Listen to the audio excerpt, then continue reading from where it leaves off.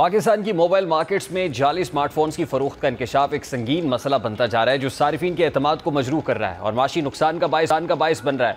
Media reports के मुताबिक Karachi mobile and electronic dealers association के सदर ने इस हवाले से शहरियों की शिकायत में इजाफे का जिक्र किया, जिससे जाहिर होता है कि ये मसला तेज़ी से फैल रहा है। ये सूरत हाल न सिर्फ सारिफीन के लिए परेशानी का बायस है, बल्कि मुल्क की मईशत पर भी मनफी असरात मुरतब कर रही है, क्योंकि इससे टैक्स की चोरी और गैर कानूनी कारोबार को फ़रोग़ मिलता है। अब जाली फ़ोन्स की फ़रोख्त के मुख्तलिफ तरीके हैं, जिनमें पुराने रिकंडीशन्ड और पैच फ़ोन्स को नया बनाकर पेश करना शामिल है।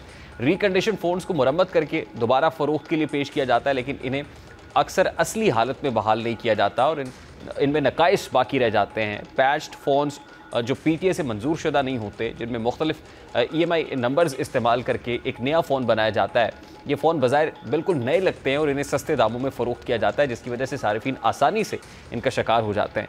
इन फ़ोन्स में इस्तेमाल होने वाले पुर्ज़े भी अक्सर गैर मयारी होते हैं, जिसकी वजह से ये जल्द ख़राब हो जाते हैं और सारिफीन को माली नुकसान उठाना पड़ता है।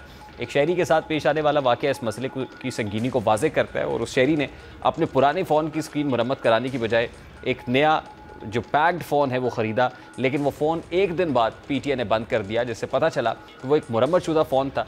इस वाक़े से ज़ाहिर होता है कि सारिफीन को इस किस्म के फ़्रॉड से बचने के लिए कितनी एहतियात बरतनी चाहिए। अब इस किस्म के फ़्रॉड से बचने के लिए माहिरीन ने कुछ तजावीज़ दी हैं, जिन पर अमल करके सारिफीन अपने आप को महफूज रखते हैं। सबसे पहले हमेशा फ़ोन की ऑफिशियल वारंटी चेक की जानी चाहिए, जो ज़्यादातर ब्रांड्स 1 साल की देते हैं। सारिफीन को चाहिए कि वारंटी कार्ड को गौर से पढ़ें और इस बात को यकीनी बनाएं कि इस पर दुकानदार की जो दुकान की मोहर है और तारीख है वो दर्ज है। दूसरी बात यह है कि जो IMEI नंबर्स होते हैं उन पर PTA से फौरी चेक किया जाए कि आया ये फ़ोन रजिस्टर्ड है या नहीं।